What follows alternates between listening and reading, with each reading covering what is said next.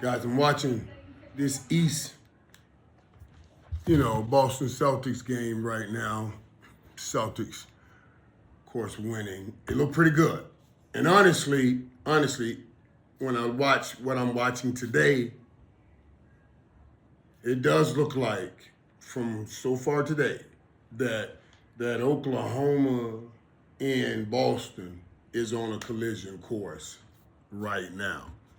It really does. I know a lot of teams will have something to say about that, but Boston looks very good. And Oklahoma today looked like another world. We'll talk about that. The way we'll talk about that. Let's talk a little bit. Let's talk a little bit about yesterday. Got a chance to watch all of those games. Let's just say that last one didn't go as planned. Let's start on the East since I'm watching the East. The Pacers beat the Bucks, which was a pretty good game. 117-98. That's one game I thought the Pacers, the way the Pacers played.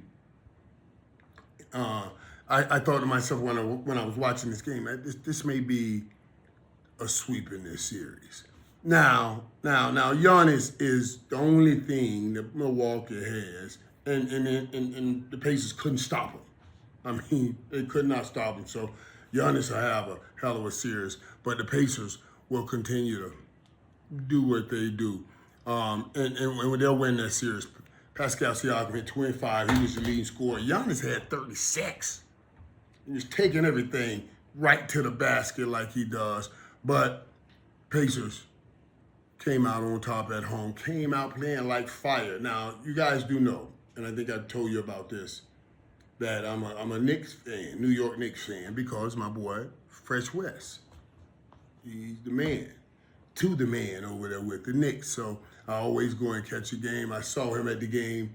I saw him at the game yesterday. Fresh West was with Edgerrin James, my boy. That game, that was a very good game. Because I love New York, because New York, and, Coach T is my guy. Man, because he's going to coach you hard. You have to play hard. It reminds me of Jimmy. Doesn't matter who you are. That reminds me of Jimmy Johnson. And they always show up and play. Of course, my guy from here, Jalen Brunson, that left Dallas to go to New York. He was the leading scorer for New York with 34 points, man. Like that dude, imagine that. Well, I don't know. That's an interesting question.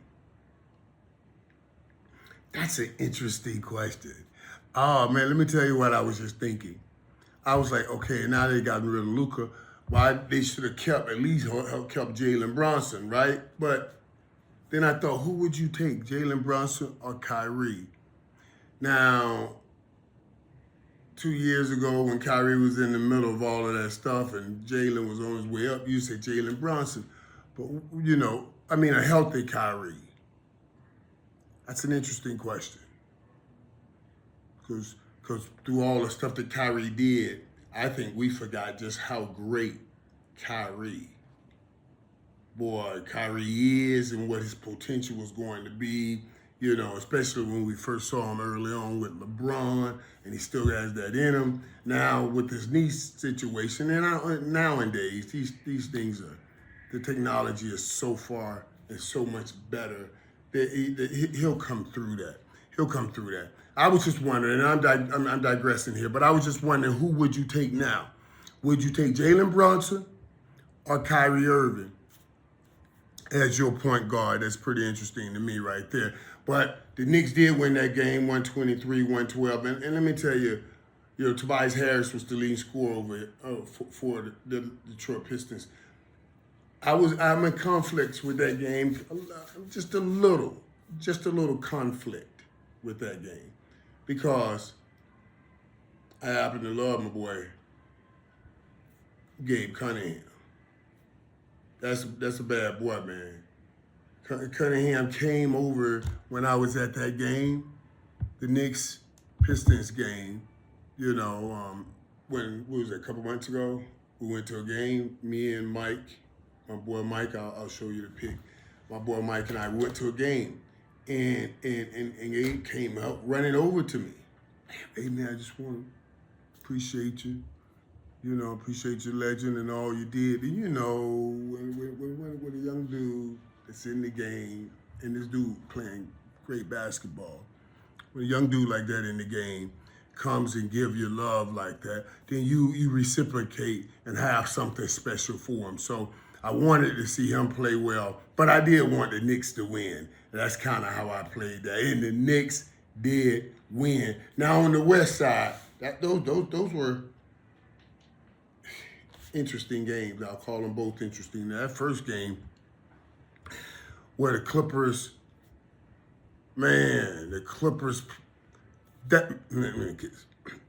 that first game between the Clippers and the Nuggets, now that was a pretty good game. That was a pretty good game now because the Clippers jumped out and, because we talk about it on Speak, and I was like, oh my God, here they go. Here they come, James Harden, playoff James Harden. He made plays. Everybody talking about no, it wasn't the old James Harden. It wasn't the Houston James Harden. He put up 32 points. He's a high score. So even though Kawhi Leonard did look like Kawhi Leonard looks like Kawhi.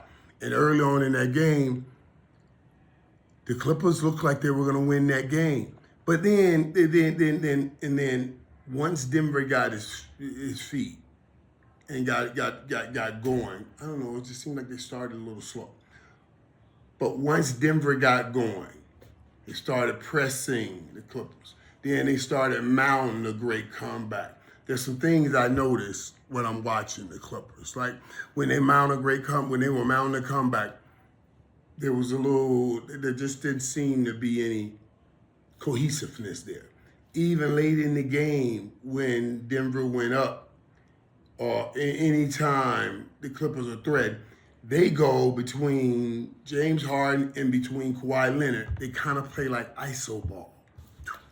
One-on-one basketball. So 1 against 4, 1 against 5, how many guys you drop back, get in front of them. They play one-on-one ball. Now I'm watching the Celtics. You're going to have Jason Tatum and Jaylen Brown, and they both could be up front. They'll get the ball. As great talent as they are, they can probably go by anybody. They don't just go play one-on-one ball. They look up and set an offense. You see, the Clippers got great talent, but I don't see a great offense. I just see great talent. And late in the game, when games get tight, like it did with them, with the Nuggets, I don't know if the Clippers are going to always. I don't know. That's what I'm gonna just say. That's what I'm concerned about. That's what I'm going to be concerned about. Because Ty Lue's a great coach. He'll figure that out and he'll fix that. But late in the game, it just felt like they couldn't get in the offensive set. They were relying too much on one-on-one play. And then speaking of that, watching that game and seeing the Clippers not be able to do it, then I turned around and watched the Timberwolves in the Lakers game, the finale, the game I was waiting on. And wow. I was like, wow, this is great. It's crazy because I was just watching the Clippers and James Harden and Kawhi Leonard. And then AE came on, Anthony Edwards, and he was running by people. He's such a physical. Oh my God. He's a physical freak. To have that kind of quickness, that kind of hops, and now the way he's pulling up on those threes and making those 3-pointers, that's going to be incredible. Incredible to add to his game. I even saw him put in that little short jumper. Now, man, I'm telling you, this dude, he's going to another level right now in his basketball. So I can't wait to watch the rest of that series. And I told y'all he was going to show up in Hollywood and try to steal the show. He made that last basket, did a little Spidey right to Luka. I told Luka, LeBron, he wanted to wipe them out because that's the kind of fight he has in him. And I love that, man. I love that about that dude. But what I also saw, as talented, as gifted as he is, Minnesota runs through him, but they get in an offense. And that's how Jamie Daniels drops 25, 25 points, ties his career high in the playoffs. That's how they hit. The Minnesota Timberwolves made 21 3-pointers, which is a franchise record. Nas Reed shot 6 3-pointers, which is his career playoff high. So Minnesota, and he talked about this. Anthony Edwards talked about this after the game. He said, we talked about it in the locker room that nobody gave us a chance. We knew that, and we wanted to come out and play our best ball, and that they did. Yeah, Luka had 37 over there for them Lakers, man. But the Lakers will be in a little small panic mode here in game 2 already. And that's what makes these playoffs so great. It's not like the NFL. It's not college football. It's one game. But one game here, one game there, you start panicking. And no way the Lakers can go down 0-2 at home. So next game will be humongous for Luka, Lakers, and LeBron. Homiletics teacher right there. Homiletics stayed in one lane. the L lane. And I should have given it in order. Yeah, Luka, LeBron, and Lakers. You know what I mean? Man, I hope they ain't pull up them L's and they start catching all those L's from Anthony Edwards in the, okay, let's leave that alone. Let's leave that alone. See how my mind works? It's so crazy when it works like that. Just let's get them L's out the way because we ain't gonna be talking about no L's for the Lakers. No L's. No. Tonight, I'm gonna watch what Steph does. After I finish watching what Boston does. And then I'm gonna tell you guys who right now, after all the chips are in, who looks the best. But right now, there's no doubt Oklahoma and Boston. Minnesota look very good too, though. Don't fool yourself. I mean, Minnesota does look good. It's going to be interesting. Did they just look good for that one game? Or can they go and beat the Lakers and go challenge? No, they can't challenge OKC. I'm not even, I don't know. But they were playing good towards the end of the season too now. And that's what, I'm telling you, people are slipping on Minnesota, especially with my boy starting to play over there now. And the way he's starting to play, oh, great break. Ooh, bottom. In the way Julius Randle's starting to play over there right now. You know what I mean? So they're still working on chemistry, but they still have an offense. When I saw them play during the season, it looked like Julius and Anthony Edwards hadn't gotten their groove together. Because Julius likes to hold the ball, too. That's when he's coming from New York. He likes to dribble from New York. He came from the high school right up the street. I saw it then. Then I saw it in New York. Saw it in Kentucky one year, and then see it in New York. So he wants that ball, too. And now they're starting to find a rhythm because everything goes through AE as it should. As it should. So, yeah, I'm just saying, watch out, Minnesota. You know, and if Minnesota knocks off the Lakers, then I'm going to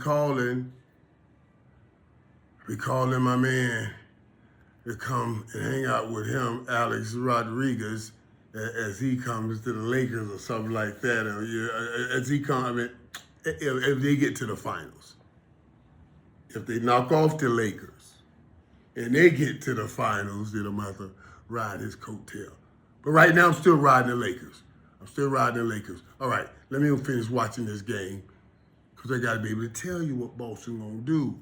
I think that game I said at the end of the game, I said, right, I'll give Indiana a chance to pull off a sweep.